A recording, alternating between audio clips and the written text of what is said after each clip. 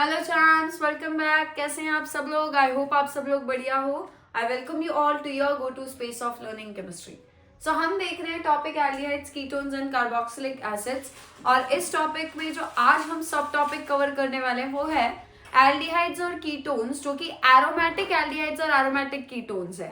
Aromatic मतलब जो कि बेंजीन से रिलेटेड है, करेक्ट। हमने अभी तक जितने भी मेथड्स ऑफ प्रिपरेशन कवर किए वो सारे आपके एलिफैटिक एल्डिहाइड्स या एलिफैटिक कीटोन्स से रिलेटेड थे। अभी जो हम स्टार्ट करने वाले हैं, आज का जो पूरा लेक्चर है वो बेसिकली एरोमेटिक एल्डिहाइड्स और एरोमेटिक कीटोन्स के ऊपर ही बेस्ड है। सो जो पहली रिएक्शन है, हम पहले एरोमेटिक एल्डिहाइड्स की बात कर रहे हैं। एरोमेटिक एल्डिहाइड्स में हमको 4 मेथड्स कवर करने हैं और उसके बाद जो एक मेथड है वो आपका एरोमेटिक कीटोन्स के लिए, जो कि फ्रीडल-क्राफ्ट असाइलेशन रिएक्शन है, जो आपको पता भी होगी। वो रिएक्शन एक बार बस हम लोग फिर से एक बार बेसिकली डिस्कस कर लेंगे, ठीक है। सो अब बात करते हैं इटार्ड रिएक्शन। ये जो रिएक्शन है ये नेम रिएक्शंस में नोट हो जानी चाहिए। इसके ऊपर डायरेक्टली सीईटी में सवाल आ चुके हैं अभी तक, लाइक इक्वेशंस दिए जाएंगे और विच of the following equations represents Etard reaction, ऐसा सवाल आ सकता है। तो पहले हम जनरल रिएक्शन लिखते हैं, उसके बाद कितने स्टेप्स में वो रिएक्शन होती है, कौन कौन से इंटरमीडिएट्स वहां पे बनते हैं, वो सब हम नोटिस करेंगे। फर्स्ट जो है इटार्ड रिएक्शन की जनरल रिएक्शन। जनरल रिएक्शन में हम क्या लिखेंगे, स्टार्ट कहां से करते हैं, एंड कहां पे होता है, और उसमें जो जो आपके रिएजेंट्स रिक्वायर्ड है वो सारे लिखेंगे। सो सबसे पहले जो रिएजेंट जिससे हम शुरुआत करने वाले इटार्ड रिएक्शन में वो है ये वाला सब्सटेंस। और क्या ये बेंजीन के ऊपर CH3, क्या हमारे पास ये टॉल्यूइन लेना है हमको, ठीक है। सो यहाँ पे जो लिया जा रहा है रॉ मटेरियल इटार्ड रिएक्शन की शुरुआत जहां से होने वाली है वो है टॉल्यूइन। और टॉल्यूइन की रिएक्शन जो आपको करवानी है वो करवानी है CrO2Cl2 के साथ। और इस रिएक्शन में जो सॉल्वेंट लिया जाता है वो होता है CS2 यानी कार्बन डाइसल्फाइड। ये बेसिकली इस रिएक्शन का सॉल्वेंट है। तो जो मेन रिएक्शन करवानी है वो मेन रिएक्शन में पार्ट कौन लेने वाला है, तो आपका ये वाला रिएजेंट, और इसका नाम है क्रोमिल क्लोराइड। और क्रोमिल ये वर्ड कहां से आ रहा है, सो आपको दिख रहा है Cr यानी कौन है, क्या यहाँ पे क्रोमियम इन्वॉल्व है, और साथ में क्लोराइड क्यों, क्योंकि वहां पे क्लोरीन भी आपको फॉर्मूला में दिखाई दे रहा है। सो ये जो रिएजेंट है इसका नाम है क्रोमिल क्लोराइड। और ये जो रिएजेंट है ये यहाँ पे बेसिकली एक ऑक्सीडाइजिंग एजेंट की तरह काम करता है। अब ऑक्सीडाइजिंग एजेंट की तरह कैसे, वो आपको अभी पता चल जाएगा जब हम फाइनल प्रोडक्ट देखेंगे इस रिएक्शन का। जैसे कि मैंने आपको ऑलरेडी कहा है, सारे जो मेथड्स पढ़ रहे हैं वो एरोमेटिक एल्डिहाइड के लिए। और एरोमेटिक एल्डिहाइड का मतलब है जब एल्डिहाइड वाला CHO functional group benzene ring पे जुड़ा हुआ होगा। तो ऑब्वियस सी बात है यहाँ पे ये जो CH3 है वो किसमें कन्वर्ट होने वाला है, CHO में। क्या CHO मतलब आपका एल्डिहाइड वाला फंक्शनल ग्रुप है, वो बेंजीन पे लगा है, इसे हम बुलाएंगे बेंजाल्डिहाइड। सो क्या बन रहा है यहाँ पे, बेंजाल्डिहाइड प्रिपेयर किया जा रहा है।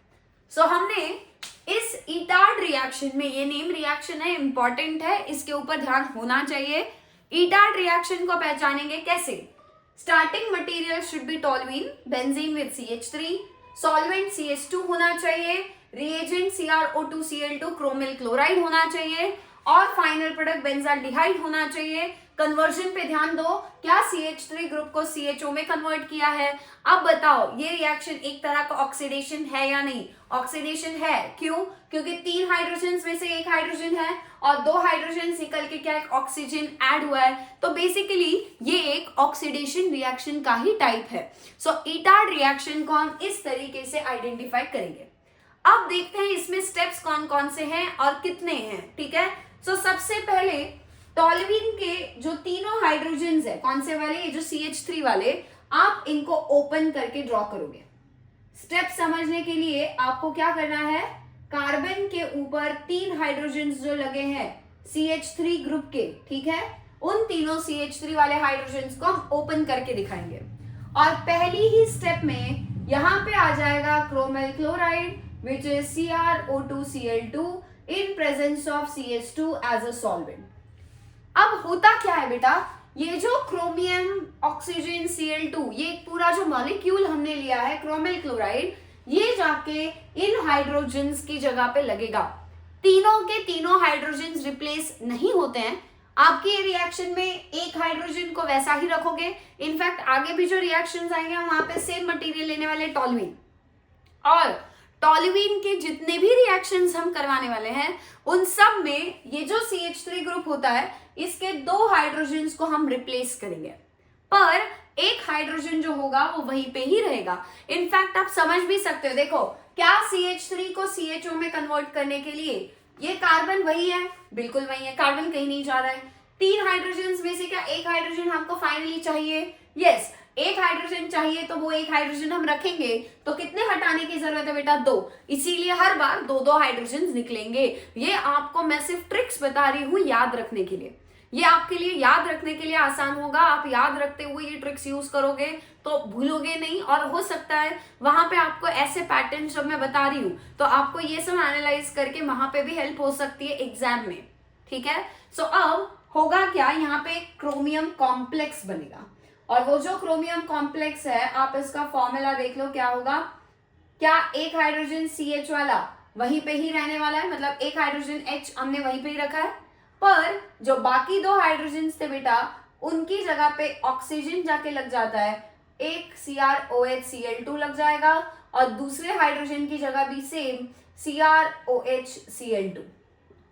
ठीक है, अब बोलो ये H कहाँ गया? ये जो हाइड्रोजन है क्या ये आपको CrO2 में कितने ऑक्सीजन है बेटा? 2। उनमें से एक ऑक्सीजन जाके इस C के साथ जुड़ जाता है, एक ऑक्सीजन दूसरे CrO2 Cl2 का, मतलब मान लो बेसिकली यहाँ 2 CrO2 Cl2 ले रहे हैं, 2 इक्विवेलेंट्स होंगे। जैसे ही एक और ऑक्सीजन जो है वो जाके C के साथ जुड़ जाएगा, पर जो दूसरा वाला ऑक्सीजन है, 2 है ना, 2 में से एक ने तो जाके C के साथ बॉन्ड बना लिया, एक ऑक्सीजन जो है वो इस हाइड्रोजन को उठा के OH, इस हाइड्रोजन को उठा के OH, और Cl2 जो होंगे वो वैसे ही रहेंगे। ये जो इंटरमीडिएट यहाँ पे बन रहा है इसे हम बोलते हैं क्रोमियम कॉम्प्लेक्स। तो आपको पूछा जा सकता है कि in Etard reaction which of the following complexes will be formed. आपको उसका नाम chromium complex, zinc complex, magnesium complex कुछ भी दे सकते हैं, आपको पता होना चाहिए कि क्रोमियम कॉम्प्लेक्स बनता है। अब ये कैसे याद रहेगा? आप रिएजेंट याद रख लोगे तो याद रह जाएगा।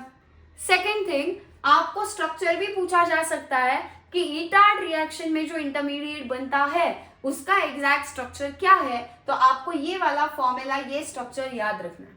ठीक है, अब फाइनल इस रिएक्शन के बाद, इस स्टेप के बाद करवाई जाती है एसिडिक हाइड्रोलिसिस। और एसिडिक हाइड्रोलिसिस मतलब वाटर ऐड करेंगे, पानी होगा भर भर के, पर एसिड के प्रेजेंस में, और आपका फाइनल प्रोडक्ट जो बेंजाल्डिहाइड है वो तैयार हो जाएगा। ठीक है, सो हमें कितने स्टेप्स रिक्वायर्ड है बेटा? 2। पहली स्टेप में मेन रिएजेंट की रिएक्शन होती है, दूसरे स्टेप में सिंपल हाइड्रोलिसिस करवाना है, टॉल्यूइन से बेंजाल्डिहाइड तैयार हो जाएगा, इंटरमीडिएट क्रोमियम कॉम्प्लेक्स बनेगा। सो इस तरीके से हमें ये वाली रिएक्शन है हमारी ईटार्ड रिएक्शन, आपको ये रिएक्शन नोट करनी है। इसमें देखो ईटार्ड रिएक्शन में ऐसा भी कुछ नहीं है कि स्टार्टिंग मटेरियल बदलेगा, राइट?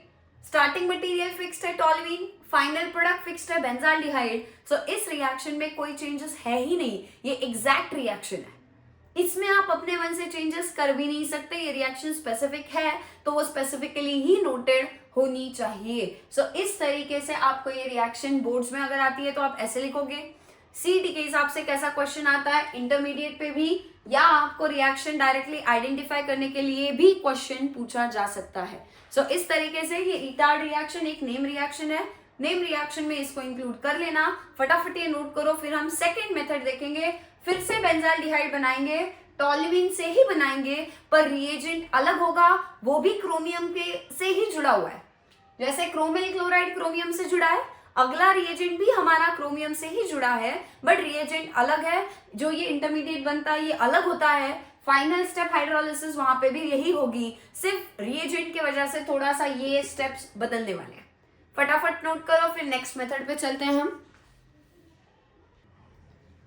सो अब देखते हैं सेकेंड मेथड, टॉल्यूइन को ही बेंजाल्डिहाइड में कन्वर्ट करना है फिर से, बट अब की बार हम क्रोमिल क्लोराइड नहीं यूज करते हुए CrO3 यूज करेंगे, जिसे हम क्रोमिक अनहाइड्राइड भी बोलते हैं। क्या यूज करना है? CrO3। अब फिर से CrO3 का यूज क्या है यहाँ पे? अगर आप बेसिकली यहाँ पे रिएक्शन का टाइप मुझे बताते हो, क्या ये फिर से वही कन्वर्जन कर रहे हैं? कन्वर्जन क्या था मैंने आपको पहले भी बताया, हाइड्रोजन्स का रिमूवल हो रहा है, एक तरीके से ऑक्सीजन ऐड हो रहा है, गेन हो रहा है, इसीलिए ये जो रिएक्शन का टाइप है ये ऑक्सीडेशन होना चाहिए। इफ आई एम करेक्ट तो बताओ क्या यहाँ पे ऑक्सीडेशन ही हो रहा है? यस, क्या होने वाला है? ऑक्सीडेशन होने वाला है। तो जब भी हम ऑक्सीडेशन रिएक्शन करवाते हैं तो बताओ क्या एक कोई ना कोई ऑक्सीडाइजिंग एजेंट हम वहां पे यूज करते हैं? बिल्कुल, हमें कोई ना कोई ऑक्सीडाइजिंग एजेंट की हेल्प लेनी पड़ती है। क्रोमियम जो होता है, या इनफैक्ट आप अगर बहुत सारे ऑक्सीडाइजिंग या रिड्यूसिंग एजेंट्स देखते हो तो यूजुअली आपके मेटल्स जो होते हैं वो इलेक्ट्रॉन्स ले लेते हैं, करेक्ट? मेटल्स इलेक्ट्रॉन लेकर मेटल्स इलेक्ट्रॉन देते हैं, सिर्फ प्योर मेटल होगा तो मेटल इलेक्ट्रॉन देकर खुद ऑक्सीडाइज होता है और सामने वाले को इलेक्ट्रॉन्स देकर ऐड करके उसका रिडक्शन करवाता है। तो जहां पे प्योर मेटल होता है, सोडियम फॉर एग्जांपल, आप अगर बर्च रिडक्शन देखते हो, सोडियम, लिथियम, ये जहां पे भी लिए जाएंगे, ये मेटल्स है, ये प्योर मेटल्स का काम होता है, जिसको इलेक्ट्रॉन्स की जरूरत है उसे इलेक्ट्रॉन्स देना, बट इलेक्ट्रॉन्स देकर वो खुद ऑक्सीडाइज हो रहे हैं, सामने वाले को रिड्यूस कर रहे हैं, तो वो एक तरह से रिड्यूसिंग एजेंट का काम कर रहे हैं। पर जब आप ट्रांजिशन मेटल्स को देखोगे, ट्रांजिशन मेटल्स में आता है क्रोमियम, यानी डी ब्लॉक का मेटल। यहां पे अगर आप क्रोमियम की ऑक्सीडेशन स्टेट देखते हो, क्या O का -6 होगा, तीनों ऑक्सीजन, और Cr कितना होगा? +6। अब क्रोमियम के लिए जो क्रोमियम +6 है, क्या ये +6 क्रोमियम के ऑक्सीडेशन स्टेट यानी चार्ज हुआ यहाँ का? CrO3 में कितना चार्ज है? इनफैक्ट आप CrO2Cl2 में भी फाइंड करो, CrO2Cl2 में भी क्रोमियम +6 स्टेट में ही होगा, और ये जो +6 उसके ऑक्सीडेशन स्टेट, उसका चार्ज हम देख पा रहे हैं, ये होता है इसका मैक्सिमम चार्ज, यानी क्रोमियम मैक्सिमम से मैक्सिमम +6 स्टेट में जा सकता है, पर क्रोमियम +6 से ऊपर तो नहीं जा सकता है। मतलब ये जो क्रोमियम यहाँ पर है, क्या ये ऑलरेडी अपनी मैक्सिमम ऑक्सीडेशन स्टेट में होने की वजह से इसका और आगे ऑक्सीडेशन होना पॉसिबल नहीं है, पर क्या ये उससे कम ऑक्सीडेशन स्टेट जो कि यूजुअली Cr+3 होगी, क्या Cr+3 में आ सकता है ये? यस, क्रोमियम +6 से +3 में आना, ऑक्सीडेशन स्टेट डिक्रीज हो रही है, दैट मीन्स यहाँ पे क्रोमियम का रिडक्शन हो रहा है, करेक्ट? और क्रोमियम खुद रिड्यूस कब होगा? जब सामने कोई ऑक्सीडाइज होगा तभी, यानी क्या क्रोमियम खुद रिड्यूस होके यहाँ पे सामने वाले को ऑक्सीडाइज करके क्या एक ऑक्सीडाइजिंग एजेंट की तरह बहुत अच्छे से काम कर सकता है? बिल्कुल। इनफैक्ट आपको मैं क्रोमियम का और एक अगर ऑक्सीडाइजिंग एजेंट बताऊं, K2Cr2O7, नाम क्या है इसका? Potassium dichromate. यहाँ पे जो दोनों क्रोमियम है वो भी बेटा +6 स्टेट में ही है, और क्रोमियम +6 में है, क्या वो रिड्यूस होके +3 में आने को मान जाएगा? मतलब वो खुद रिड्यूस होके सामने वाले को ऑक्सीडाइज कर देगा, और इसीलिए वो अच्छा ऑक्सीडाइजिंग एजेंट होगा। क्रोमियम +6 जहां भी दिखे, क्रोमियम +6 स्टेट में एक बहुत अच्छा ऑक्सीडाइजिंग एजेंट की तरह काम करता है। काफी सारे क्रोमियम बेस्ड ऑक्सीडाइजिंग एजेंट्स आपको देखने मिलेंगे, जिसमें से एक potassium dichromate strong oxidising agent है, बार बार आता है। CrO3 ये एक माइल्ड ऑक्सीडाइजिंग एजेंट में आता है, पर ऑक्सीडाइजिंग एजेंट ही है। क्रोमिल क्लोराइड जो हमने देखा रिसेंटली ईटाड रिएक्शन में है, वो स्पेसिफिकली, और कहीं आपको वो देखने नहीं मिलेगा, बट इनफैक्ट उसका भी रोल रिड्यूसिंग एजेंट की तरह ही, ऑक्सीडाइजिंग एजेंट की तरह काम करना है। इसीलिए यहाँ ऑक्सीडेशन करवाना था तो ऑक्सीडाइजिंग एजेंट तो लेना ही है, इसीलिए ऑक्सीडाइजिंग एजेंट ले रहे हैं, और उसमें आपको क्रोमियम बार बार आता हुआ दिख रहा है, क्योंकि क्रोमियम की टेंडेंसी है to work as an oxidising agent, as simple as that. ठीक है, अब यहाँ पे हम मिक्स करेंगे CrO3 क्रोमिक अनहाइड्राइड, और साथ में यहाँ पे हम डालेंगे आपका एसिटिक अनहाइड्राइड। क्या मिक्स करना है यहाँ पे? एसिटिक अनहाइड्राइड मिक्स करना है। एसिटिक अनहाइड्राइड मिक्स करेंगे, इसका फॉर्मूला स्ट्रक्चर मैं नीचे ड्रॉ करती हूँ, ठीक है? पूरा स्ट्रक्चर, पूरा रिएक्शन दिखाएंगे, ओके? यहाँ पे ये जो रिएक्शन है, ये वाली स्टेप ये आपको करनी पड़ती है 0 to 5 डिग्रीज पे। 0 to 5 डिग्रीज मतलब 273 से लेके 278 केल्विन तक, ठीक है? इस तरीके से ये रिएक्शन के कंडीशंस है, पर यहाँ पे रिएक्शन का ये पहला स्टेप है, ये रिएक्शन यहीं पे खत्म नहीं होगी। इस रिएक्शन में हमें और एक स्टेप होती है आगे हाइड्रोलिसिस, वो भी करवाएंगे, पर वो स्टेप बाय स्टेप हम दिखाएंगे यहां से, ठीक है। अब यहाँ पे हमने ये क्या दिखाई है बेटा, जनरल रिएक्शन दिखाई है। जनरल रिएक्शन में टॉल्यूइन बेंजाल्डिहाइड में कन्वर्ट हो रहा है ये यूज करके, पर ये सिर्फ पहली स्टेप है बेटा, ठीक है। और एक स्टेप होती है इसके बाद हाइड्रोलिसिस, वो भी करवानी होगी। पहले आप ये जनरल रिएक्शन नोट करो, फिर हम इस रिएक्शन को मैकेनिज्म के साथ डिटेल में पढ़ेंगे। सो अब देखते हैं इसका स्टेप वाइज डिस्क्रिप्शन क्या करना है। शुरुआत टॉल्यूइन से करेंगे बेटा। क्या मिक्स किया जाएगा टॉल्यूइन में, तो ये जो मैंने यहाँ पे ये सब लिखा है, मेन काम उसमें है CrO3 का और साथ में एसिटिक अनहाइड्राइड। अब एसिटिक अनहाइड्राइड कैसे ड्रॉ करोगे, तो CH3 है, ठीक, उसके ऊपर O है, C double bond O, sorry CH3, फिर होगा C डबल बॉन्ड O, फिर होगा O, फिर होगा C डबल बॉन्ड O और फिर होगा CH3। बेसिकली अनहाइड्राइड्स का फंक्शनल ग्रुप ही क्या होता है, अनहाइड्राइड में ये वाला आपको पार्ट देखने के लिए मिलेगा। क्या देखने मिलेगा, 2 C डबल बॉन्ड O वाले ग्रुप्स यानी 2 कार्बोनिल ग्रुप्स और बीच में एक ऑक्सीजन जो होगा, और इसके इस तरफ कार्बन की चेन, इस तरफ कार्बन की चेन हो सकती है, इसे बोलेंगे एसिटिक अनहाइड्राइड, ठीक है। इनफैक्ट अनहाइड्राइड्स को जनरली इसी तरह से आइडेंटिफाई किया जाएगा। आपको ये वाला पार्ट अनहाइड्राइड में देखने के लिए मिलना चाहिए। कहीं पे भी ऐसा कुछ कनेक्टिविटी दिखाई देती है तो समझ जाओ that is an anhydride.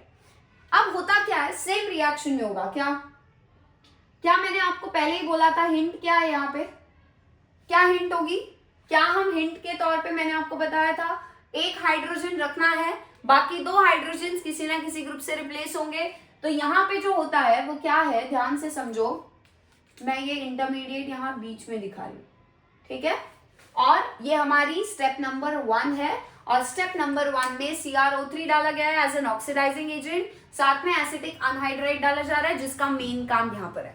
Reaction में होगा क्या, ध्यान से देखना, एक हाइड्रोजन CH3 वाला अभी भी सेफ ही रहेगा।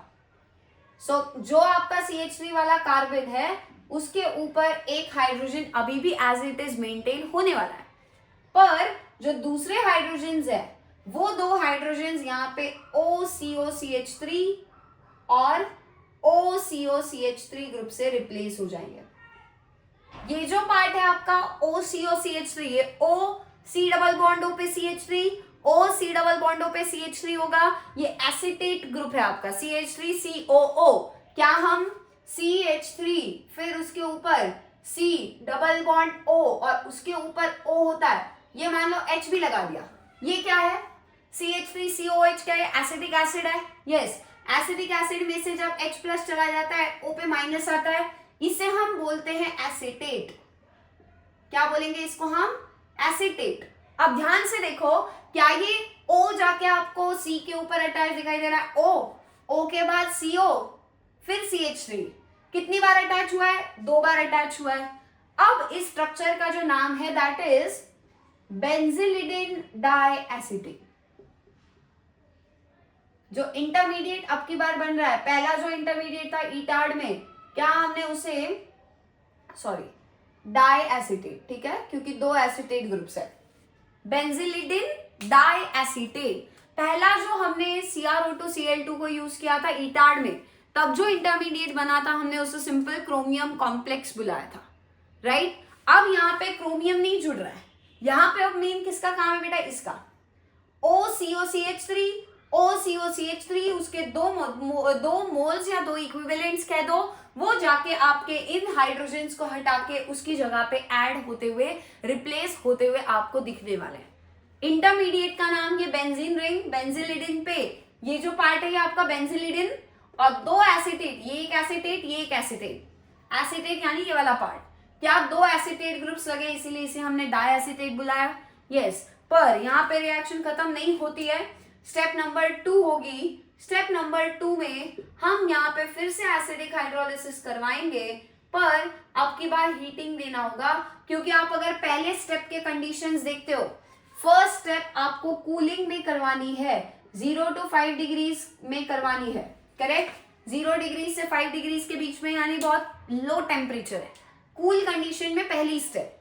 पर जब ये बेंजिलिडीन डाइएसिटेट अच्छे से बन जाएगा फिर उसको हम H3O+ के साथ हाइड्रोलिसिस करवाएंगे, पर तब थोड़ा सा आपको उसे जेंटली वार्म हीटिंग देना पड़ेगा और हीटिंग देके फाइनली हमारा बेंजाल्डिहाइड यहाँ पे तैयार होता हुआ दिखेगा। इस तरीके से ये जो सेकेंड वाला मेथड है क्या उसमें भी 2 स्टेप्स हैं, दोनों स्टेप्स में से इंटरमीडिएट मेन है, स्टार्टिंग और फाइनल तो पहले जैसा ही है। इंटरमीडिएट का स्ट्रक्चर उसका नाम याद रखना आपके लिए जरूरी होगा। आपको वो पूछ सकते हैं when toluene is oxidised with CrO3 to form benzaldehyde the intermediate form during the process is. Intermediate उसका structure anything is possible, question नाम के टर्म्स में भी आ सकता है या क्वेश्चन जो है वो आपके स्ट्रक्चर के टर्म्स में भी आ सकता है। आपको दोनों तरफ से प्रिपेयर्ड रहना होगा, इंटरमीडिएट याद रखना होगा, ठीक है। ये एसिटिक एनहाइड्राइड याद रह जाएगा तो आप याद रख सकते हो कि एसिटेट जुड़ता है, या आपने अगर इंटरमीडिएट का नाम याद रख लिया तो आपको वहां पे अपने आप स्ट्रक्चर भी समझ में आ जाएगा। 2 एसिटेट ग्रुप्स जुड़े हुए दिखाई देने चाहिए क्योंकि डाई एसिटेट स्पेसिफिकली याद रखोगे। सो इस तरीके से ये रिएक्शन होती है। थर्ड एक और मेथड है टोल्यूइन से बेंजाल्डिहाइड बनाने के लिए, पर अब हम वहां पे ऑक्सीडेशन ना करवाते हुए कुछ और रूट चूज करने वाले हैं, उसे हम साइड चेन क्लोरीनेशन या हैलोजिनेशन कहेंगे। आप ये फटाफट नोट कर लो, फिर हम थर्ड मेथड की तरफ चलते हैं। अब देखते हैं थर्ड मेथड अगेन किसके लिए है। ये बेंजाल्डिहाइड प्रिपेयर करना है टोल्यूइन से, बट अब की बार क्रोमियम का रिएजेंट ना यूज करते हुए, यानी बेसिकली ऑक्सीडेशन ना करवाते हुए कुछ और तरीका अपनाएंगे और वो है साइड चेन क्लोरीनेशन।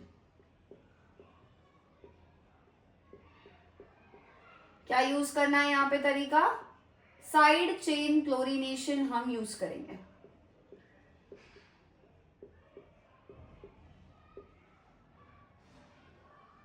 ठीक, अब साइड चेन क्लोरीनेशन मतलब क्या है? पहली बात ये आपकी बेंजीन की रिंग है, इस बेंजीन रिंग पे क्या आपको एक साइड में चेन, कार्बन की चेन लगी हुई दिखाई दे रही है। चेन यानी एक ही कार्बन है बट कार्बन की चेन तो है, एटलीस्ट उसमें कार्बन हाइड्रोजन प्रेजेंट है, इसे माना जाता है साइड चेन। बेंजीन के अलावा जो भी आसपास कार्बन बाहर से लगे हो वो आपके साइड चेन बन जाएंगे, तो ये साइड चेन है। ठीक, इस साइड चेन का करना क्या है, तो आपको लेना है टोल्यूइन। टोल्यूइन में आपको डालना है Cl2 chlorine, but chlorine add किया जाएगा HNu के प्रेजेंस पे, विच इज सनलाइट के प्रेजेंस में। और होता क्या है, फिर से क्या एक हाइड्रोजन सेफ रखना है और 2 हाइड्रोजन गायब करना है, तो जो 2 हाइड्रोजन यहाँ पर हैं टोल्यूइन वाले CH3 के साइड चेन में, वो 2 हाइड्रोजन की जगह 2 Cl जाके लग जाएंगे। ठीक है, तो जो इंटरमीडिएट बनेगा वो कुछ ऐसा होगा। फिर से क्या हिंट याद रखना है, आपको एक हाइड्रोजन चाहिए तो कितने हाइड्रोजन रिप्लेस करवाओगे? 2, तो CH होता है और इस CH के ऊपर एक CH तो है पर दूसरे जो 2 हाइड्रोजन थे, एक हाइड्रोजन अभी भी है पर जो बाकी 2 हाइड्रोजन थे वो 2 हाइड्रोजन को 2 Cl ने जाके रिप्लेस कर दिया। और अब इस स्टेप में जो इंटरमीडिएट बना है इसे हम बोलते हैं बेंजाल क्लोराइड। सो ये जो इंटरमीडिएट है ये कौन सा है? Benzal chloride. और बेंजाल क्लोराइड का स्ट्रक्चर क्या है? क्या आपका बेंजीन रिंग के ऊपर एक कार्बन जुड़ा है, एक हाइड्रोजन बचा है, प्लस उसके ऊपर क्या 2 क्लोरीन लगे हुए दिखाई दे रहे हैं आपको। हमें इस बेंजाल क्लोराइड को कन्वर्ट करना है बेंजाल्डिहाइड में, करेक्ट। अब बेंजाल क्लोराइड को बेंजाल्डिहाइड में फिर से कैसे कन्वर्ट किया जाएगा बेटा? इससे पहले भी जो हमने 2 मेथड्स देखे, क्या आखिरी स्टेप इंटरमीडिएट जो भी बना, चाहे वो क्रोमियम कॉम्प्लेक्स बनाया, चाहे हमने बेंजिलिडीन डाइएसिटेट बनाया, अब हम बेंजाल क्लोराइड बना रहे हैं, ओवरऑल बेंजाल्डिहाइड बनाने के लिए फाइनल स्टेप एसिडिक हाइड्रोलिसिस ही होगी। पर अब की बार आपको इसे 373 केल्विन यानी 100 डिग्रीज पे हीट करना होगा। ये बेंजाल क्लोराइड जो ग्रुप है CHCl2 ग्रुप जाके CHO में कन्वर्ट हो जाएगा। अगेन क्या 2 स्टेप्स दिखाई दे रहे हैं यहाँ पे? जैसे पहले 2 स्टेप्स थे वैसे ही अभी भी 2 स्टेप्स यहाँ पर है। और इस तरीके से ये रिएक्शन में भी हमने बेंजीन से टोल्यूइन से बेंजाल्डिहाइड प्रिपेयर कर लिया, CH3 ग्रुप को फिर से CHO में कन्वर्ट किया। पर अब की बार क्या आपने कोई ऑक्सीडाइजिंग एजेंट लिया? नहीं, आपने ऑक्सीडेशन ना करवाते हुए क्लोरीनेशन करवाया है CH3 का, ना कि उसको ऑक्सीडाइज करवाया है, और इसीलिए इसे हम साइड चेन क्लोरीनेशन मेथड ऐसा बोल सकते हैं। फिर से थर्ड मेथड टॉल्यूइन से बेंजाल्डिहाइड की, फटाफट नोट करो। आखिरी फोर्थ मेथड देखेंगे। अब टॉल्यूइन नहीं, अब क्या हम बेंजीन, सिर्फ बेंजीन को डायरेक्टली बेंजाल्डिहाइड में कन्वर्ट कर सकते हैं क्या? वो हम पढ़ने वाले हैं। फटाफट ये नोट करो, फिर कंटिन्यू करते हैं। सो अब जो नेक्स्ट मेथड है एरोमेटिक एल्डिहाइड्स को प्रिपेयर करने के लिए, वो है लास्ट फोर्थ मेथड, और इसे हम बोलेंगे गेटरमैन कॉच फॉर्माइलेशन।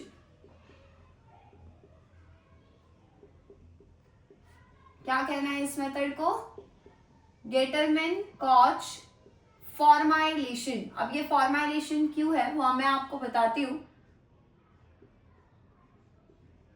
वो रीजन भी समझेंगे, फॉर्माइलेशन वर्ड क्यों यूज किया है। बट जो साइंटिस्ट का नाम है, इस बेसिस पे ये भी एक नेम रिएक्शन ही है, पर इस नेम रिएक्शन में आपको करना क्या है, ध्यान से देखना है। हमने एक नेम रिएक्शन थोड़ी देर पहले पढ़ी थी, ईटार्ड। क्या हम ईटार्ड रिएक्शन में टॉल्यूइन से बेंजाल्डिहाइड बना रहे थे? बट गेटरमैन कॉच फॉर्माइलेशन में आप बेंजीन डायरेक्टली यूज कर सकते हो, या इनफैक्ट बेंजीन पे कोई अलग अलग सब्सटीट्यूएंट्स लगे हो तब भी चल जाएगा, इसमें कोई दिक्कत वाली बात नहीं है। बेंजीन को डायरेक्टली बेंजाल्डिहाइड में कन्वर्ट करेंगे। क्या बेंजाल्डिहाइड और बेंजीन में, मुझे बताना जरा, कार्बन कितने हैं? बेंजीन से बेंजाल्डिहाइड बनाने के लिए बेंजीन रिंग वही है, पर क्या ये कार्बन जो है एल्डिहाइड ग्रुप का वो एक्स्ट्रा आ रहा है? तो जो रिएजेंट यहां डाला जाएगा, ऑफ कोर्स ये सेंस बनाता है या नहीं कि वो कार्बन बेस्ड होना चाहिए और वहां से ही कोई एक कार्बन आ रहा होगा। यस, और जो एक कार्बन यहां से आता है वो आता है CO से। सो गेटरमैन कॉच फॉर्माइलेशन रिएक्शन में बेंजीन से बेंजाल्डिहाइड बनता है, या बेंजीन पे अलग अलग सब्स्टिट्यूएंट लगे हो तब भी चलेगा, पर यहां एक CHO ग्रुप पक्का आएगा, और ये CHO ग्रुप लाने के लिए कार्बन जो है वो कहां से आता है? CO मतलब यहाँ कार्बन मोनोऑक्साइड यूज होता है, पर CO के साथ साथ यहाँ पे HCl भी डाला जाएगा। HCl का मतलब है हाइड्रोक्लोरिक एसिड, करेक्ट? CO और HCl के साथ ये रिएक्शन होगी इन प्रेजेंस ऑफ AlCl3, या फिर हम CuCl भी ले सकते हैं। AlCl3 मतलब क्या है आपका? Aluminium chloride. CuCl मतलब ये होता है क्यूप्रस क्लोराइड, जहां पे Cu+1 स्टेट में है, राइट?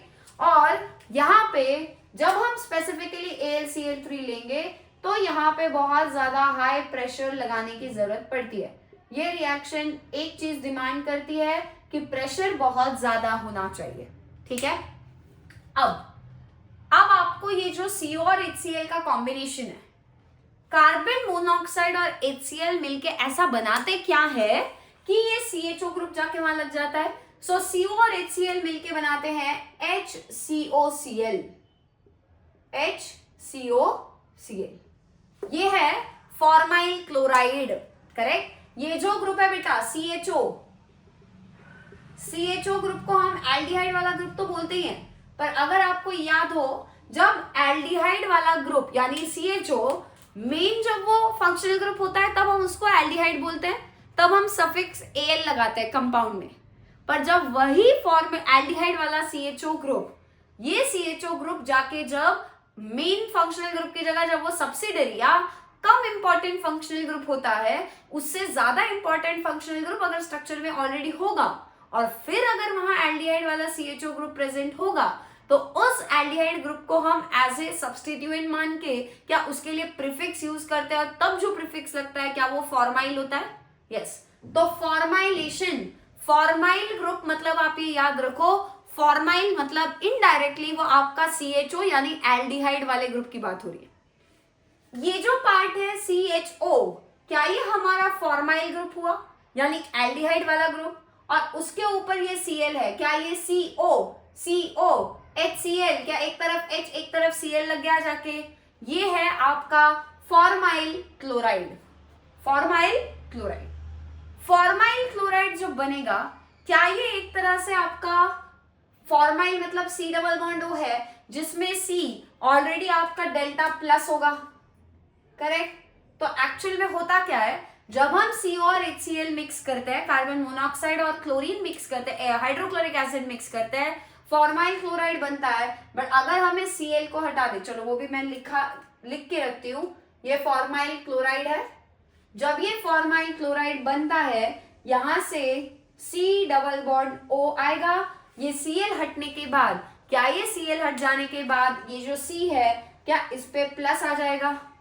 क्या ये पूरा पार्ट अब कार्बन पे पॉजिटिव चार्ज, मतलब इलेक्ट्रॉन डेफिशिएंट हुआ, ये डेफिशिएंट हुआ मतलब क्या ये एक तरह से इलेक्ट्रोफाइल का काम कर रहा है? ठीक है, यानी क्या हम कार्बन मोनोऑक्साइड और HCl को मिक्स करके बेसिकली फॉर्माइल वाला इलेक्ट्रोफाइल तैयार कर रहे हैं। इसे हम क्या कहेंगे? फॉर्माइल। और फॉर्माइल मतलब मैंने अभी अभी आपको कहा एल्डिहाइड से जुड़ा हुआ है। क्या ये C डबल बॉन्ड O पे H, ये फॉर्माइल ग्रुप है। पर अब जो फॉर्माइल ग्रुप है उसका कार्बन पॉजिटिव है, क्योंकि कार्बन के 3 ही बॉन्ड्स है, पॉजिटिव चार्ज, मतलब वो एक इलेक्ट्रोफाइल वहां पे जनरेट हुआ है। बेंजीन कैसा होता है मुझे बताओ? क्या बेंजीन में पाई बॉन्ड्स होने की वजह से 3-3, क्या बेंजीन इलेक्ट्रॉन रिच होता है? और ये जो कार्बन है, क्या ये इलेक्ट्रोफाइल है, पॉजिटिव चार्ज है, मतलब वो इलेक्ट्रॉन डेफिशिएंट हुआ। सो मुझे एक बात बताना, क्या ये बेंजीन इलेक्ट्रॉन रिच होने की वजह से जैसे ही ये इलेक्ट्रोफाइल तैयार होगा, क्या ये बेंजीन जाके इस इलेक्ट्रोफाइल वाले C पे, इस कार्बन पे जो इलेक्ट्रोफिलिक कार्बन है C, इसके ऊपर अटैक कर देगा? यस। और जाके बेंजीन का और इस C का C double bond OH group लग जाएगा, बॉन्ड बन जाएगा बेंजीन का और इस कार्बन का। पर जब बेंजीन इस ग्रुप के साथ, इस कार्बन के साथ बॉन्ड बनाना चाहेगी, क्या वो अपने डबल बॉन्ड को तोड़ के नया बॉन्ड बना सकती है? क्या नहीं? क्यों? क्योंकि उसकी एरोमेटिसिटी चली जाएगी। इसीलिए बेंजीन के पास एक ही ऑप्शन बचता है, क्या बेटा? जो बेंजीन के ऊपर ये हाइड्रोजन है, इस कार्बन के ऊपर मान लो हाइड्रोजन लगा है, हर कार्बन पे हाइड्रोजन है, राइट? क्या बेंजीन किसी भी एक कार्बन से इस हाइड्रोजन को हटा के क्या हाइड्रोजन की जगह बॉन्ड उस कार्बन के साथ में बनाना प्रेफर करेगी? यस। सो एक्चुअल में इस रिएक्शन में जो चीज हो रही है वो हो क्या रही है? क्या बेंजीन का एक हाइड्रोजन हटके फॉर्माइल ग्रुप, ये जो ग्रुप है हमारा फॉर्माइल ग्रुप, एल्डिहाइड वाला ग्रुप जाके उसकी जगह पे क्या सब्स्टिट्यूट हुआ है? बिल्कुल। और फॉर्माइल ग्रुप जाके सब्स्टिट्यूट हुआ है, इसीलिए इसे फॉर्माइलेशन कहा जा रहा है। फॉर्माइल ग्रुप ऐसे ही नहीं बन सकता है, उसके लिए जो मिक्स करना था वो CO और HCl मिक्स करना था, पर AlCl3 के प्रेजेंस में हाई प्रेशर की जरूरत थी। इस तरीके से ये है हमारी पूरी गेटरमैन-कॉच फॉर्माइलेशन रिएक्शन। रिएजेंट कैसे याद रखोगे? फॉर्माइलेशन से समझ जाओ। फॉर्माइलेशन मतलब याद रखना है, फॉर्माइल ग्रुप जाके इंट्रोड्यूस होना चाहिए, कहीं तो फॉर्माइल ग्रुप आके अटैच हो रहा होगा। और फॉर्माइल ग्रुप का मतलब होता है एल्डिहाइड वाला C डबल बॉन्ड OH वाला ग्रुप। बेंजीन का और C का बॉन्ड बनेगा, H यहां से हट जाएगा। क्या ये सारे के सारे हाइड्रोजन सेम है बेटा? यस, हर कार्बन पे एक एक हाइड्रोजन है। क्या मैं किसी भी हाइड्रोजन को, एक किसी को निकाल के, क्या हम किसी भी एक जगह पे ये CHO ग्रुप लगा सकते हैं? बिल्कुल, वो मैटर नहीं करेगा, क्योंकि सारे हाइड्रोजन सेम ही है। कल को अगर यहाँ वाला H निकाल के यहाँ CHO लिखा है तो वो गलत है? क्या नहीं, वो सेम ही है, क्योंकि आप सारे हाइड्रोजन कोई भी एक रिप्लेस करके CHO ला सकते हो। बट करना क्या है? हाइड्रोजन हटाना है, हाइड्रोजन निकलेगा तो ही उसकी जगह CHO ग्रुप आके लगेगा। और क्या आपके बेंजीन के ऊपर एक इलेक्ट्रोफाइल जाके सब्स्टिट्यूट हो रहा है? हाँ, तो जो यहां से H निकलेगा, एक इलेक्ट्रोफाइल जाएगा तो दूसरा इलेक्ट्रोफाइल निकलना भी चाहिए। तो जो ये H निकलने वाला है, क्या वो H इलेक्ट्रोफाइल की तरह निकलेगा? बिल्कुल। और इलेक्ट्रोफाइल मतलब वो H प्लस की तरह निकलेगा। क्या वो इस Cl के साथ HCl बाय प्रोडक्ट बन सकता है इजीली? यस। कौन से टाइप की रिएक्शन है? सब्स्टिट्यूशन। सब्स्टिट्यूशन में ESR NSR, तो ये है हमारी इलेक्ट्रोफिलिक सब्स्टिट्यूशन रिएक्शन।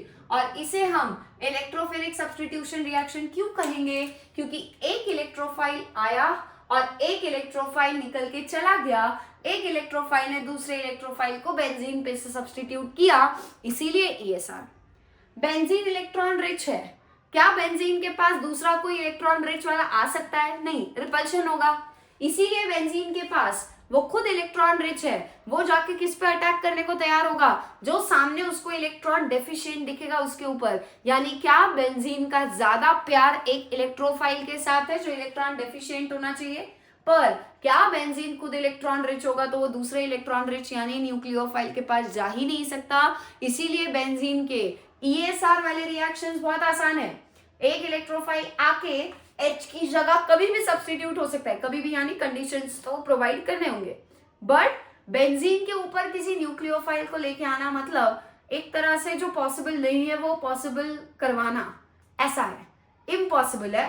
इम्पॉसिबल भी नहीं कह सकते क्योंकि कुछ कंडीशंस है जिनमें वो हो जाता है मैनेज, पर उसके लिए भी बहुत सारे अलग अलग कंडीशंस, रिक्वायरमेंट्स है, बहुत सीवियर कंडीशंस लगेंगे। बट आपको फिलहाल ये रिएक्शन का टाइप पता होना चाहिए। गेटरमैन-कॉच फॉर्मेलिशन एक ESR टाइप की रिएक्शन है। फटाफट ये नोट करो, एरोमेटिक कीटोन्स के लिए एक ही रिएक्शन है, फ्रीडल-क्राफ्ट असाइलेशन, फटाफट वो डिस्कस कर लेते हैं। सो अब जो नेक्स्ट है वो है एरोमेटिक कीटोन्स प्रिपेयर करने के लिए। एरोमेटिक कीटोन्स का मतलब है C double bond O। Ketones का फंक्शनल ग्रुप क्या है?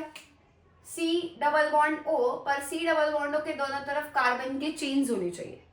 अगर हमारा मान लो एक तरफ भी बेंजीन की रिंग अटैच हो जाती है, करेक्ट, और दूसरी तरफ कोई भी कार्बन की चेन हो सकता है इस तरफ से भी बेंजीन हो, राइट, बेंजीन भी हो सकता है या नॉर्मल कार्बन की चेन भी कोई एलिफैटिक वाली हो सकती है, तो हम ऐसे कीटोन्स को कहेंगे एरोमेटिक कीटोन्स। ऐसा कीटोन जिसमें C डबल बॉन्ड ग्रुप के इधर एक तरफ या दोनों भी तरफ बेंजीन रिंग होनी चाहिए, तो ही वो एरोमेटिक कीटोन माना जाएगा। इस एरोमेटिक कीटोन्स को प्रिपेयर करने के लिए जो सबसे कॉमन और बहुत आसान मेथड है दैट इज फ्रीडल-क्राफ्ट असाइलेशन। अब कैसे किया जाता है ये मेथड? तो आपको लेना है बेंजीन, या हम बेंजीन के और अलग अलग डेरिवेटिव, जैसे आप क्लोरोबेंजीन ले सकते हो, कोई फर्क नहीं पड़ता। आपको अगर सब्स्टिट्यूटेड बेंजीन लेना है, कोई क्लोरोबेंजीन लेना है, फिनॉल लेना है, चलेगा, पर बेंजीन से जुड़ा हुआ कोई तो कंपाउंड होना चाहिए, ठीक है। सो हमने यहाँ पे ले ली मान लो बेंजीन रिंग। बेंजीन रिंग के ऊपर कौन है अटैच? क्या हर कार्बन के ऊपर एक एक हाइड्रोजन है, राइट। बेंजीन के केस में 3 डबल बॉन्ड्स होते हैं। 3 डबल बॉन्ड्स होने से बेंजीन इलेक्ट्रॉन रिच हो जाता है, और इसीलिए बेंजीन के पास दूसरा कोई इलेक्ट्रॉन रिच आसपास भी नहीं आ सकता है। तो बेंजीन के पास कौन आएगा? इलेक्ट्रॉन डेफिशिएंट कोई आएगा, और इलेक्ट्रॉन डेफिशिएंट मतलब कोई ना कोई इलेक्ट्रोफाइल आएगा। पर बेंजीन के ऊपर क्या हम डबल बॉन्ड को तोड़ के एक इधर कुछ ऐड कर दिया, इधर कुछ ऐड कर दिया, दोनों कार्बन पे ऐसा कर सकते हैं क्या? नहीं।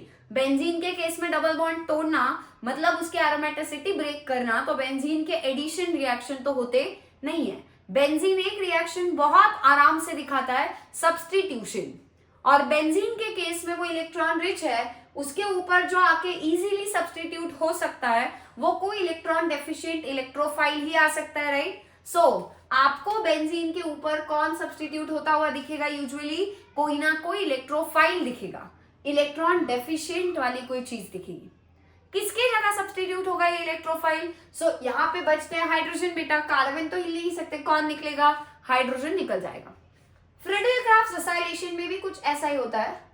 हम ले लेंगे RCOCl, ठीक है। RCOCl मतलब, R मतलब क्या होता है बेटा? Alkyl group, correct. R मतलब जब एक सिंपल कार्बन की चेन हो तो उसे हम एल्काइल ग्रुप कहेंगे, पर जब R के ऊपर C डबल बॉन्ड O भी साथ में लगाओ तो इसे हम कहेंगे असाइल ग्रुप, ठीक है। असाइल ग्रुप का मतलब क्या है? R with C double bond O, R with carbonyl, ठीक। क्या आपको ये RC double bond O acyl group दिखाई दे रहा है? यस, ये असाइल है, पर असाइल के साथ कौन लगा हुआ है? क्या क्लोरीन भी दिख रहा है? सो इसे हम कहेंगे असाइल क्लोराइड, ठीक है। बेंजीन के साथ आपको रिएक्शन करवानी है इस असाइल क्लोराइड की। जब आप बेंजीन की और इस असाइल क्लोराइड की रिएक्शन करवाओगे, यहां से आपको अनहाइड्रस AlCl3 जैसे लुईस एसिड कैटलिस्ट भी लेने की जरूरत है। ये यहाँ पे किसकी तरह काम कर रहा है बेटा? रिएक्शन में कैटलिस्ट की तरह। इसका काम होता है बेंजीन को जो इलेक्ट्रोफाइल चाहिए वो बनवा के देना, उसमें हेल्प करेगा। और रिएक्शन फास्ट हो जाएगी। ठीक है, अब क्या होने वाला है देखो, क्या आपको ये जो C और O है, ज्यादा इलेक्ट्रोनेगेटिव O, कार्बन की इलेक्ट्रोनेगेटिविटी कम, क्या ये ऑलरेडी डेल्टा प्लस है, पार्शियल पॉजिटिव तो उसके ऊपर ऑलरेडी है, प्लस इधर से Cl है। अगर ये Cl निकल जाए, क्या वो Cl निकल जाने के बाद इस कार्बन पे पूरा पॉजिटिव चार्ज आएगा? मतलब R, C, O और Cl में से मुझे एक बात बताओ, इलेक्ट्रॉन डेफिशिएंट कौन है? क्या ये जो E प्लस है वो आपका ये कार्बन है यहाँ पे? तो बताओ, बेंजीन जैसे ही इसके पास आएगा, बेंजीन इलेक्ट्रॉन रिच है, किसके साथ बॉन्ड बनाने में इंटरेस्टेड होगा? R के साथ नहीं, O के साथ नहीं, O तो डेल्टा माइनस होगा, बिल्कुल नहीं, Cl डेल्टा माइनस नहीं, इस C के साथ बॉन्ड बनाने में इंटरेस्टेड होगा। पर कार्बन को अगर बेंजीन के साथ में बॉन्ड बनाना है तो क्या ये एक बॉन्ड कोई टूटना चाहिए, तो यहाँ से Cl हट जाएगा। ठीक है, और बेंजीन के ऊपर ये रही बेंजीन रिंग, ठीक है, बेंजीन के ऊपर C जाके लग जाएगा, C डबल बॉन्ड O, ये वाला पार्ट वही है, और जो ये R लगा हुआ है बेटा इस तरफ, ये R ग्रुप भी वही है, और होगा क्या ये Cl माइनस की तरह निकलेगा, यहां से H निकलेगा तो ही ये ग्रुप आके लगेगा ना, तो क्या ये H प्लस और Cl माइनस HCl बन के बाहर निकल सकते हैं? बिल्कुल, बाय प्रोडक्ट HCl बना। ये HCl कैसे बना बेटा? यहां से Cl निकाला, यहां से H निकाला, H निकला, Cl निकला, कार्बन फ्री, ये वाला कार्बन फ्री हो गया बेंजीन का, ये दोनों ने आपस में बॉन्ड बना लिया। आप ऐसा समझ लो, कौन से टाइप की रिएक्शन है बेटा? एक इलेक्ट्रोफाइल आके दूसरे इलेक्ट्रोफाइल को सब्स्टिट्यूट कर रहा है, तो अगेन ये एक ESR टाइप की रिएक्शन है, इलेक्ट्रोफिलिक सब्स्टिट्यूशन रिएक्शन है। ठीक, अब देखते हैं बात क्या है यहाँ पे। क्या आपके बेंजीन रिंग के ऊपर H निकला, गया, मान लिया गया, H निकलने के बाद उसकी जगह ये जो COR ग्रुप आके लगा है, क्या वो COR ग्रुप को ही हमने असाइल ग्रुप कहा था? मतलब क्या यहाँ पे बेंजीन के ऊपर असाइल ग्रुप आके लगा है, तो क्या हम इसे बेंजीन का असाइलेशन हुआ है ऐसा कह सकते हैं? बिल्कुल कह सकते हैं। और ये जो रिएक्शन है ये दी थी फ्रीडल-क्राफ्ट्स ने, इसीलिए इस रिएक्शन का नाम है फ्रीडल-क्राफ्ट्स असाइलेशन। सो फ्रीडल-क्राफ्ट्स असाइलेशन में होता क्या है, बेंजीन के ऊपर जो H है वो H हमेशा H प्लस की तरह निकलने को तैयार होता है, पर देरी किसकी होती है? कोई तो इलेक्ट्रोफाइल आना चाहिए, बेंजीन उसके साथ बॉन्ड बनाने में जैसे ही इंटरेस्ट दिखाएगा, हाइड्रोजन सोचेगा यार ये तो मुझे धोखा दे रहा है, वो हाइड्रोजन निकल जाएगा, H प्लस की तरह निकलेगा, जो भी इलेक्ट्रोफाइल है वो आके बेंजीन पे लगेगा। कौन सा इलेक्ट्रोफाइल लग रहा है बेटा? जो ये C प्लस है, सबसे ज्यादा इनमें यही एक कार्बन है जो प्लस है, मतलब इलेक्ट्रोफिलिक है, इलेक्ट्रॉन डेफिशिएंट है, तो यही कार्बन जाके बॉन्ड बना लेता है, असाइल ग्रुप लगता है, इसीलिए असाइलेशन कहेंगे। अब मान लो मुझे बेंजोफिनोन बनाना है, क्या बनाना है? बेंजोफिनोन। 1 मिनट है आपके पास, मान लो वीडियो को पॉज कर लो, और वीडियो पॉज करके आप खुद सोचो आप बेंजोफिनोन कैसे बनाओगे फ्रीडल-क्राफ्ट्स असाइलेशन से। लगता है तो मैं आपको स्ट्रक्चर बता देती हूँ। बेंजोफिनोन, बेंजोफिनोन मतलब फिनोन, इस वर्ड से तो समझ आ रहा है ना कि वो कीटोन है, और फिनोन मतलब फिनाइल रिंग वाला कीटोन। फिनाइल रिंग वाला मतलब बेंजीन रिंग है और उसके ऊपर कीटोन वाला C डबल बॉन्ड है, और फिर बेंजो भी बोला है। बेंजो मतलब क्या? वहां पे बेंजीन रिंग भी होगी, यस, सो यहाँ पे लगी हुई होगी बेंजीन रिंग। ये बनाना है हमको, बेंजीन रिंग है, बेंजीन रिंग पे C डबल बॉन्ड हो और एक बेंजीन रिंग है। आपको फ्रीडल-क्राफ्ट्स असाइलेशन करना है, आपको बेंजीन के ऊपर क्या ऐसा मिक्स करोगे कि आप बेंजोफिनोन बना लो, मुझे ये बताओ। ठीक है, फटाफट सोचना है, बेंजीन के ऊपर ऐसा क्या ऐड करेंगे कि यहाँ पे बेंजोफिनोन तैयार हो जाएगा, ये आपको सोचना है। वीडियो को पॉज करो, मैं आंसर बताऊंगी, पर आप पहले खुद से करने की कोशिश करो, देखो आंसर सही आता है क्या, तो ही तो ही कोई फायदा है। ठीक है, सिर्फ कॉपी करोगे तो चलेगा नहीं, फटाफट ट्राई करना है।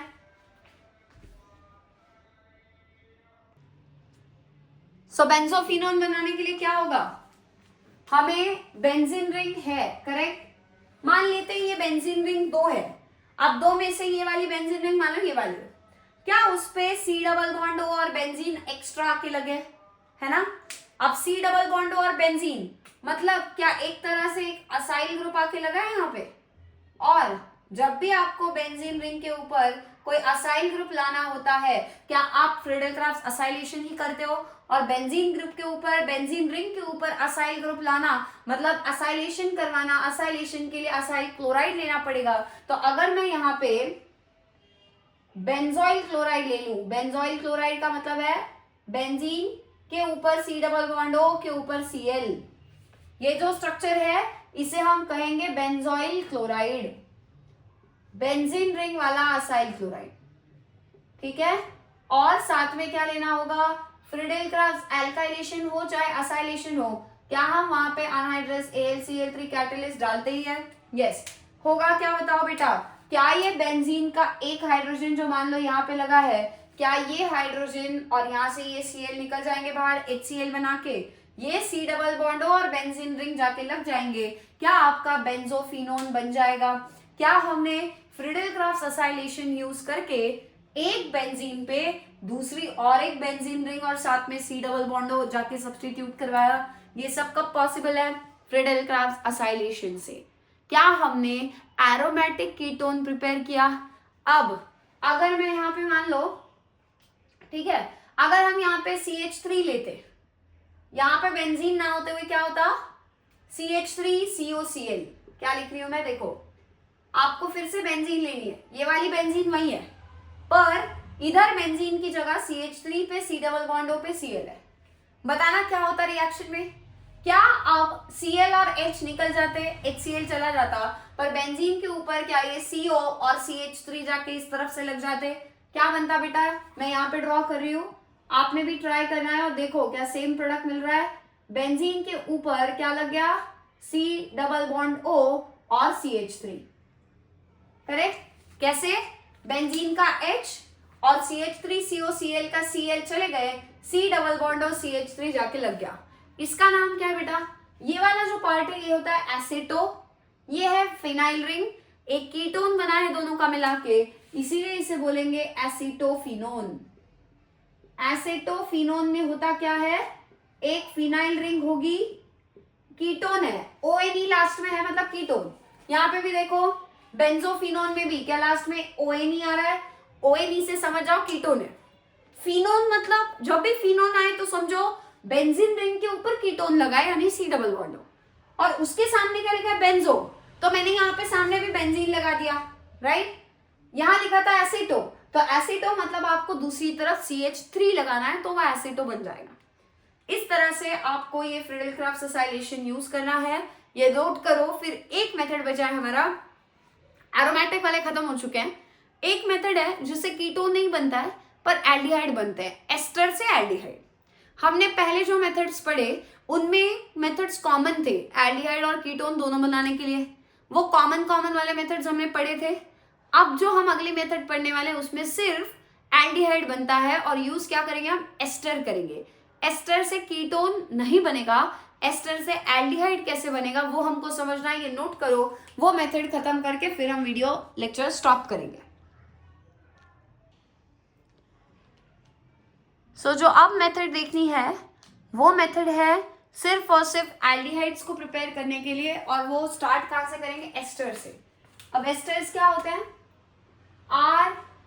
RCOOR dash, correct, RC double bond O फिर O और इस तरफ लगा हुआ होगा R डैश। इसे हमें कन्वर्ट करना है एल्डिहाइड में, RC डबल बॉन्ड O और उसके ऊपर H लगाना है। क्या हमें ये जो OR ग्रुप है इसको यहां से निकालना है? यस। अब जो OR ग्रुप होता है बेटा वो एक अच्छा लिविंग ग्रुप होता है, वो आराम से निकल भी जाता है। वैसे यहाँ पे हम जो रिएजेंट डालेंगे वो होता है डाइबल H। मैं ऑलरेडी पिछले पार्ट्स में जब हमने नाइट्राइल्स को रिड्यूस किया था, नाइट्राइल से जब हमने एल्डिहाइड बनाया था, क्या C triple bond N R C triple bond N को एल्डिहाइड में कन्वर्ट करने के लिए यानी R C double bond O H में कन्वर्ट करने के लिए क्या हमने तब भी डाइबल H यूज किया था? यस। तब मैं आपको ऑलरेडी बता चुकी हूँ डाइबल H क्या है। क्या है फुल फॉर्म?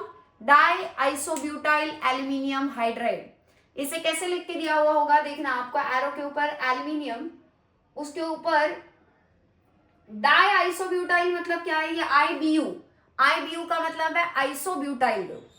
कितने जुड़े हुए होंगे, डाई का मतलब है दो, सो दो आइसोब्यूटाइल ग्रुप, डाई आइसोब्यूटाइल, दो आइसोब्यूटाइल ग्रुप्स एल्यूमिनियम पे लगे हुए होते हैं और साथ में हाइड्रोजन भी होता है, पर ये जो है आपका H माइनस की तरह यहां से निकलेगा।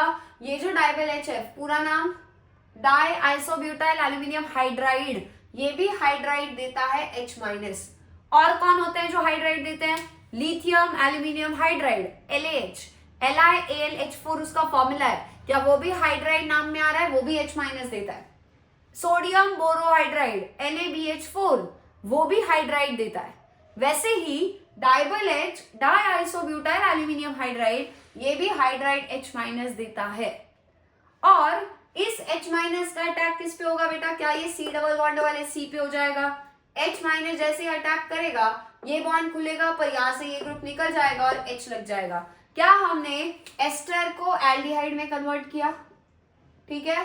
हुआ क्या है बेटा, ये पूरा का पूरा ग्रुप हटा दो, R C डबल बॉन्ड लग जाएगा, H लग जाएगा उसके ऊपर, एल्डिहाइड तैयार होगा।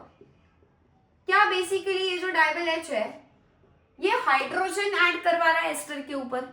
हाइड्रोजन का एडिशन मतलब रिडक्शन।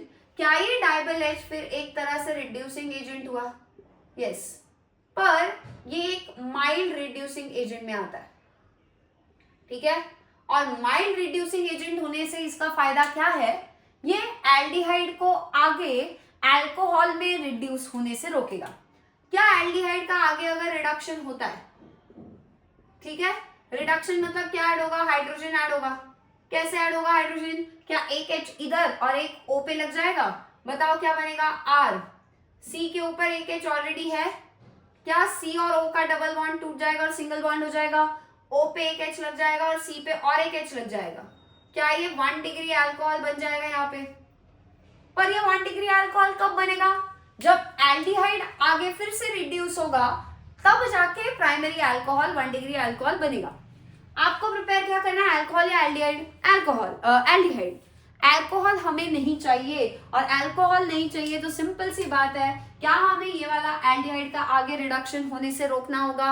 अगर एल्डिहाइड गलती से आगे रिड्यूस हुआ तो आप एल्डिहाइड के लिए वेट करते रह जाओगे, आपको अल्कोहल में रिएक्शन होती हुई दिखाई देगी, फाइनली अल्कोहल बना हुआ दिखाई देगा, वो नहीं चाहिए। अगर ये नहीं चाहिए तो आपको रिएक्शन को यहीं पे ही रोकना है ना, आगे रिडक्शन होने से रोक देना है। उसके लिए क्या होना चाहिए, क्या डाइबल H, ये माइल्ड रिड्यूसिंग एजेंट हमने चूज किया, अच्छी बात है, पर डाइबल H माइल्ड रिड्यूसिंग एजेंट होते हुए भी वो एल्डिहाइड के ऊपर भी अटैक करके अल्कोहल बना सकता है, पर कब, जब टेम्परेचर ज्यादा होगा, हीटिंग वीटिंग दोगे तो ऐसा होगा। तो डाइबल H के केस में स्पेशल प्रिकॉशन, अगर आपको एल्डिहाइड चाहिए ना कि अल्कोहल, तो आप इस रिएक्शन को, डाइबल H वाली रिएक्शन को -78 डिग्रीज पे करवाओगे। -78 डिग्रीज मतलब 195 केल्विन, ठीक है। रिएक्शन की खास बात क्या है, एस्टर से एल्डिहाइड बनता है, पर इस रिएक्शन की एक दिक्कत है, आप डाइबल H ले सकते हो। इनफैक्ट डाइबल H का जो रोल है ना बेटा, जहां पे मैंने आपको रिएजेंट की लिस्ट बनाने बोली है, वहां पे लिखो कि डाइबल H एस्टर्स को एल्डिहाइड में रिड्यूस करता है, वो एक रिड्यूसिंग एजेंट है। डाइबल H का पहला नाम, आपको नाम से ही पता चलना चाहिए कि वो हाइड्रोजन दे रहा है, हाइड्रोजन सामने जाके किसी पे ऐड होगा तो उसका रिडक्शन होगा, तो डाइबल H एक अच्छा रिड्यूसिंग एजेंट है, पर डाइबल H एक माइल्ड और सिलेक्टिव रिड्यूसिंग एजेंट है। इसका मतलब क्या है, वो सिलेक्टिवली एस्टर को एल्डिहाइड में और नाइट्राइल्स या साइनाइड्स को भी एल्डिहाइड में रिड्यूस करके छोड़ता है। डाइबल H ये रिएजेंट मोस्टली आपको एल्डिहाइड्स के मेथड्स ऑफ प्रिपरेशन में दिखाई देगा, पर गलती से एल्डिहाइड अगर आगे अल्कोहल में रिड्यूस हो गया तो हमारा तो मेहनत बर्बाद हो जाएगी। वो रोकने के लिए, डाइबल H की रिएक्टिविटी कम करने के लिए, वैसे भी वो कम ही रिएक्टिव है, पर फिर भी हम टेम्परेचर लो रखना चाहेंगे। और कितना लो है बेटा, 0 डिग्रीज भी नहीं, अब तो सीधा -78 डिग्रीज है, सोच लो। और इस टेम्परेचर पे रिएक्शन करोगे तो उस टेम्परेचर पे एल्डिहाइड ही मिलेगा, ये आगे वाली स्टेप नहीं होगी, अल्कोहल नहीं मिलेगा। क्लियर है ये। सो डाइबल H का रोल क्या लिखना है, अच्छा रिड्यूसिंग एजेंट है, माइल्ड है, ज्यादा स्ट्रॉन्ग नहीं है, एस्टर को एल्डिहाइड में और आपके साइनाइड या नाइट्राइल को भी एल्डिहाइड में कन्वर्ट करता है। अगर आप गलती से डाइबल एच की जगह यहाँ पे LiAlH4 lithium aluminium hydride LaH लेते हो, वो स्ट्रॉन्ग रिड्यूसिंग एजेंट है, वो एल्डिहाइड को भी नहीं बख्शेगा, वो उसको फाइनली अल्कोहल में कन्वर्ट करके ही छोड़ेगा, जो कि हमें नहीं चाहिए। इसीलिए हमने यहाँ पे एल्डिहाइड्स को रोकने के लिए, वहीं पे ही रुकने के लिए क्या हमने LH यूज किया? नहीं किया। इनफैक्ट नाइट्राइल वाली मेथड भी याद करो, नाइट्राइल्स को रिड्यूस करके इमीन बना रहे थे, रिडक्शन करवाना था। लेने को तो हम वहां पे भी LH ले सकते थे, हमने स्टैनस क्लोराइड HCl लिया, हमने डाइबल H लिया, हमने LH को इंट्रोड्यूस किया ही नहीं है यहाँ। LH कब लेते हैं? जब आपको एल्डिहाइड को अल्कोहल में बदलना है, तब आप बिंदास LH ले सकते हो, क्योंकि वो स्ट्रॉन्ग रिड्यूसिंग एजेंट है, वो इसलिए करके ही छोड़ेगा, आप कितनी भी कोशिश कर लो। पर यहाँ पे माइल्ड रिड्यूसिंग एजेंट डाइबल H दिखने का रीजन क्या है?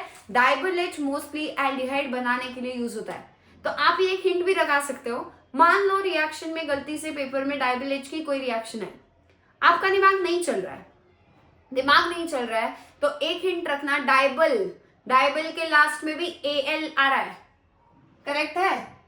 लिखा है क्या? हाँ, डाइबल के लास्ट में Al आ रहा है, तो याद रखो ये स्पेसिफिकली कहाँ यूज किया था हमने?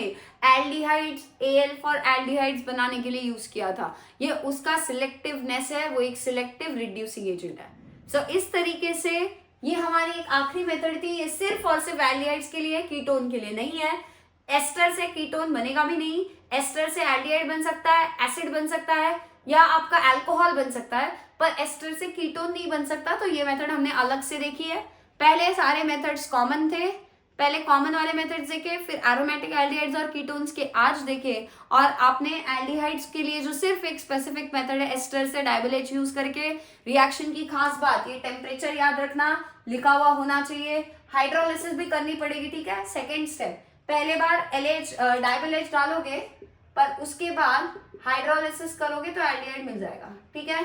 सो इस तरीके से हमारा ये जो रिएक्शन है इसमें एल्डिहाइड बनता है फाइनली, और इस तरीके से एल्डिहाइड्स कीटोन्स को प्रिपेयर करने के सभी मेथड्स कंप्लीट हो चुके हैं। अगले लेक्चर में हम देखते हैं एल्डिहाइड्स और कीटोन्स के या तो रिएक्शंस पढ़ेंगे, फिर एसिड्स पूरा अलग पढ़ेंगे, एसिड्स का प्रेपरेशन और रिएक्शन, या फिर एसिड्स के मेथड्स ऑफ प्रिपरेशन कवर करके फिर एक साथ सबके रिएक्शंस पढ़ने हैं, मतलब एल्डिहाइड्स, कीटोन्स, एसिड्स के, वो मैं फिगर आउट करूंगी। अगले वीडियो में आपको पता चल ही जाएगा वो क्या होगा, सीक्वेंस बदल भी सकता है, देखते हैं क्या करना है। बट आई होप ये सारे मेथड्स आप अच्छे से समझो, reducing agents, oxidising agents, reducing agents में फर्क क्या क्या है वो समझ में आना चाहिए, कौन माइल्ड है, कौन स्ट्रॉन्ग है, कौन किसको किस में बदलेगा, किस में नहीं बदल पाएगा, वो सब समझने वाला पार्ट इंपॉर्टेंट है। आई होप अच्छे से समझ आया होगा। मेहनत करो, मन लगा के पढ़ाई करो, ऐसे ही मेहनत करते रहो, नोट्स बनाते रहो। कोई डाउट्स वगैरह हो तो मेल कर सकते हो, कमेंट भी कर सकते हो। यहाँ पे आज के लिए हम यहीं पे स्टॉप करेंगे, मिलेंगे जल्दी नेक्स्ट वीडियो में नेक्स्ट पार्ट के साथ। तब तक के लिए सबको हैप्पी लर्निंग।